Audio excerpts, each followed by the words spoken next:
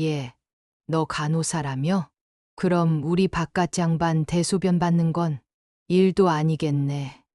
결혼 인사차 들른 예비 시댁에서 서윤 씨가 처음 들은 말은 환영의 인사가 아니었습니다. 그것은 마치 잘 길들여진 종을 대하는 주인의 명령과도 같았죠. 금지옥엽 키운 딸을 한낱 공짜 간병인으로 여기는 시어머니와 그 옆에서 묵묵부답인 아들. 그들이 숨기고 있던 추악한 속내와 재산을 둘러싼 기막힌 반전이 시작됩니다. 무료로 누를 수 있는 구독과 좋아요는 영상을 만드는데 큰 도움이 됩니다. 도란이가 그날 밤의 이야기를 들려드리겠습니다. 서윤 씨는 대학병원에서 7년째 근무 중인 베테랑 간호사였죠. 번듯한 직장에 참한 성격까지 어디 하나 빠질 게 없는 딸이었죠. 그런 그녀가 2년 사귄 준혁 씨와 결혼을 약속했을 때 부모님은 무척 기뻐하셨습니다. 준혁 씨는 자산가 집안의 외아들이라고 알려져 있었으니까요. 우리 집안은 대대로 며느리가 들어오면 집안 어른 모시는 걸 원칙으로 한단다. 첫인사 자리에서 준혁 씨의 어머니, 즉 예비 시어머니는 단호하게 말했습니다. 정갈한 한복 차림에 고운 미소를 짓고 있었지만 눈빛만은 계산기처럼 차가웠습니다. 그녀는 서윤 씨가 간호사라는 점을 유독 강조하며 반겼습니다. 처음엔 그저 전문직 며느리가 자랑스러워 그러시는 줄 알았습니다. 하지만 대화가 깊어질수록 시어머니의 본색이 드러나기 시작했죠. 요즘 간병인 부르려면 한 달에 400만 원은 우습게 깨지더라. 내가 들어오면 그 돈 아끼고 얼마나 좋니? 효도도 하고 돈도 벌고 일석이조 아니겠어? 시어머니는 웃으며 서윤 씨의 손을 꽉 잡았습니다. 그것은 축복의 손길이 아니라 먹잇감을 놓치지 않으려는 사냥꾼의 손길 같았습니다. 서윤 씨는 당황스러웠지만 일단 웃으며 넘기려 했습니다. 그런데 시어머니의 요구는 거기서 끝이 아니었습니다. 결혼하면 바로 직장 관두고 들어와라. 아침 저녁으로 아버님 수발 들고 집안 살림 맡아서 해야지. 밖에서 남의 병수발 들지 말고 내 집 식구 돌보는 게 진짜 효도 아니겠니? 그것은 부탁이 아니라 통보였습니다. 더 기가 막힌 것은 옆에 있던 예비 신랑 준혁 씨의 태도였습니다. 그는 어머니의 말에 고개를 끄덕이며 거들었죠. 서윤아, 우리 엄마 고생 많으셨잖아. 내가 전문 지식도 있으니까 엄마가 널 믿고 맡기시려는 거야. 너도 그게 마음 편하지 않겠어? 사랑하는 남자의 입에서 나온 말이라고는 믿기지 않았습니다. 준혁 씨는 서윤 씨를 아내로 생각하는 게 아니라 어머니의 짐을 대신 져줄 대리인을 찾는 듯 보였습니다. 그날 저녁 식사 자리는 가시방석이었습니다. 시어머니는 아예 대놓고 아버님의 상태를 설명하기 시작했습니다. 아버님이 치매 초기에 당뇨가 심해서 손이 많이 간단다. 하루에 3번 인슐린 주사 놔야 하고 식단 관리도 철저해야 해. 너라면 믿음직스럽구나. 서윤 씨는 그제야 깨달았습니다. 이 결혼은 축복이 아니라 평생 무국 간병인으로 살아야 하는 족쇄라는 사실을요. 서윤 씨는 그날 밤 지수 씨에게 전화를 걸어 엉엉 울었습니다. 지수야, 나 사람으로 대접받으러 간 게 아니라 간병인 면접 보고 온 것 같아. 지수 씨는 펄쩍 뛰며 화를 냈습니다. 미쳤니? 당장 때려치워. 자산가 집안이라더니 간병인 비용 아까워서 며느리를 들여. 지수 씨의 말에 서윤 씨는 정신이 번쩍 들었습니다. 하지만 준혁 씨는 다음 날에도 서윤 씨를 설득하려 들었습니다. 우리 엄마가 원래 표현이 좀 거치셔서. 그래, 결혼하고 나면 아버님 재산 다 우리 거 될 텐데 그 정도 고생은 당연한 거 아냐? 준혁 씨의 입에서 나온 재산이라는 단어에 서윤 씨는 의구심이 생겼습니다. 평소 돈 욕심 없던 사람이 왜 저렇게 재산 타령을 하는지 이상했거든요. 서윤 씨는 며칠 뒤 조용히 예비시댁 근처를 다시 찾았습니다. 마침 동네 아주머니들이 모여 계신 정자 근처를 지나게 되었죠. 저 집 며느리 들어온다며. 간호사라는데. 그 집 할머니가 아주 신이 났더라고. 이제 지는 놀러 다니고 며느리한테 다 맡길 거라고. 동네 사람들의 수다 속에서 서윤 씨는 추악한 진실을 듣게 되었습니다. 시어머니는 이미 동네방네 공짜 간병인 얻었다고 자랑을 하고 다녔던 겁니다. 더욱 충격적인 사실은 따로 있었습니다. 근데 그 집 양반, 사실은 재산 다 사회에 환원한다고 유서 써놨다던데 아들이랑 마누라가 하도 속을 썩여서 말이야. 동네 아주머니 한 분이 은밀하게 건넨 말이 서윤 씨의 귀에 박혔습니다. 시어머니와 준혁 씨가 그렇게 목매던 재산은 이미 그들의 손을 떠난 상태였습니다.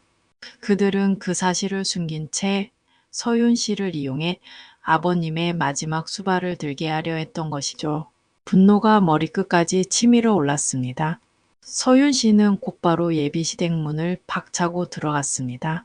거실에서는 시어머니가 친구들과 전화하며 낄낄거리고 있었습니다. 응. 이번에 들어오는 애가 아주 만만하게 생겨서 시키는 대로 다 할 것 같아. 이제 난 해방이야. 그 목소리를 듣는 순간 서윤 씨의 인내심은 바닥이 났습니다. 어머님, 저 멍청한 며느리 안 하려고요. 서윤 씨의 등장에 시어머니는 소스라치게 놀라며 전화를 끊었습니다. 아니, 서윤아, 내가 여긴 어쩐 일이니? 당황하는 시어머니를 향해 서윤 씨는 차갑게 웃어 보였습니다. 간병인 필요하시면 업체에 연락하세요. 제가 아는 업체 연결해 드릴까요? 아, 돈이 없으셔서 못 부르시나. 뭐, 돈이 없다니. 그게 무슨 소리야? 시어머니가 얼굴을 붉히며 소리를 질렀습니다. 서윤 씨는 가방에서 미리 준비해온 서류 뭉치를 꺼내 탁자에 던졌습니다. 아버님이 이미 재산 사회 환원하기로 재단에 기부 서명하신 거 저는 알고 왔거든요. 준혁 씨도 알고 있었죠? 마침 퇴근하고 들어오던 준혁 씨가 그 장면을 보고 얼어붙었습니다. 준혁 씨는 아무 말도 하지 못한 채 고개를 숙였습니다. 서윤아, 그게 아니라 나중에 우리가 잘 설득하면 다시 돌려주실 거야. 준혁 씨의 비겁한 변명에 서윤 씨는 호수음이 나왔습니다.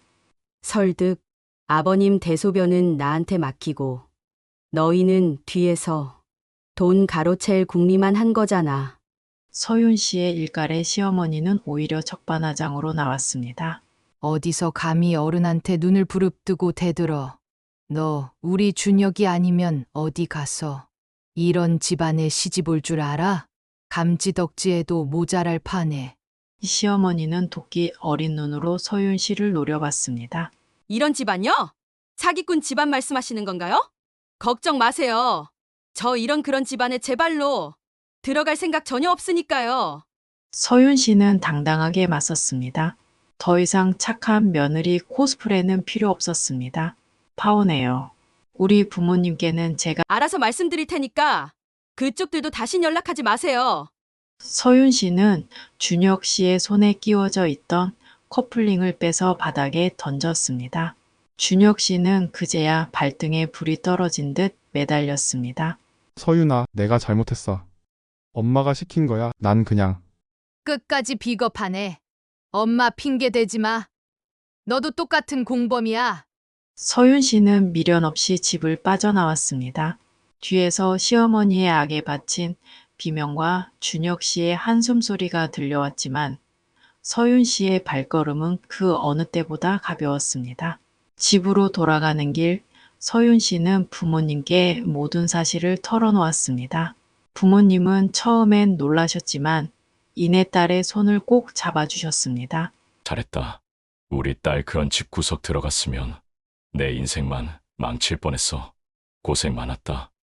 아버지의 따뜻한 위로에 서윤 씨는 참았던 눈물을 쏟았습니다. 그것은 슬픔의 눈물이 아니라 지옥에서 빠져나왔다는 안도의 눈물이었습니다. 서윤 씨는 그날 이후 준혁 씨와 관련된 모든 연락처를 차단했습니다. 그들의 구질구질한 사과나 변명은 더 이상 들을 가치도 없었으니까요. 그로부터 몇 달 뒤 서윤 씨는 뜻밖의 소식을 듣게 되었습니다.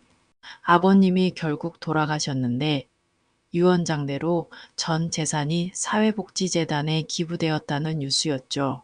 시어머니와 준혁 씨는 유산 상속 소송을 걸었지만 아버님이 정신이 맑을 때 작성한 공증 서류 때문에 단 한 푼도 받지 못했다고 합니다.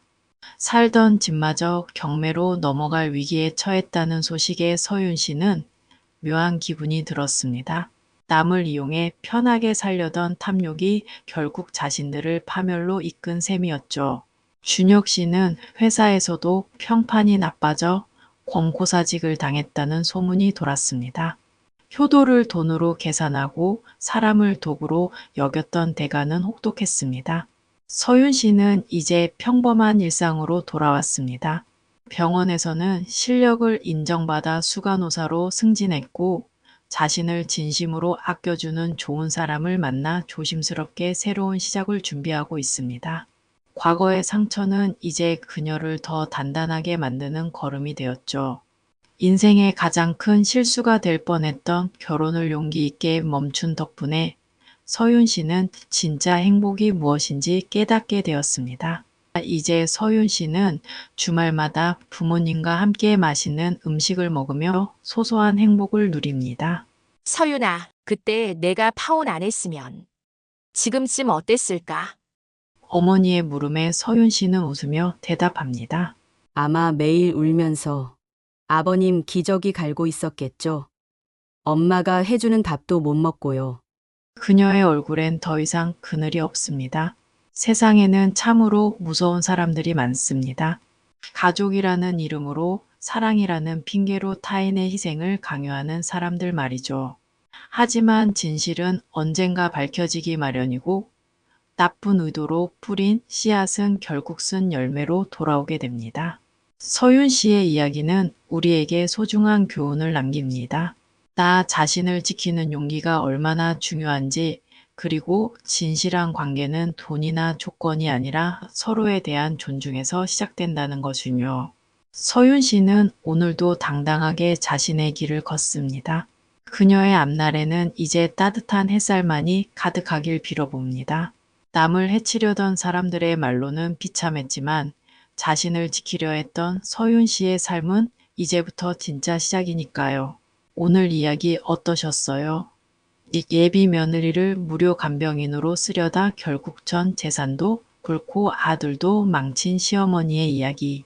듣는 내내 정말 속이 다 시원하면서도 한편으론 씁쓸한 마음이 듭니다. 어떻게 가족이 될 사람에게 그런 추악한 계산기를 두드릴 수 있을까요? 며느리를 인격체가 아니라 집안의 도구로 생각하는 그릇된 사고방식이 결국 한 가정을 파멸로 몰아넣은 셈입니다. 그래도 우리 서윤 씨가 영리하게 진실을 파악하고 용기 있게 파혼을 결정해서 정말 다행입니다.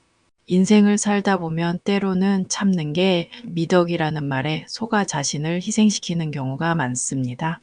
하지만 오늘 사연처럼 아닌 건 아니라고 단호하게 말할 수 있는 용기가 때로는 우리 인생을 구하는 가장 큰 힘이 되기도 합니다. 탐욕으로 가득 찼던 시어머니와 비겁했던 아들의 말로를 보며 우리는 다시 한번 인과응보라는 말을 새기게 됩니다. 여러분 곁에는 여러분을 진심으로 아끼고 존중해주는 사람들이 가득하시길 바랍니다. 오늘 사연이 여러분께 작은 위로와 통쾌함이 되셨다면 좋겠습니다. 인생의 고비마다 여러분의 현명한 선택을 응원하겠습니다. 구독과 좋아요 부탁드립니다.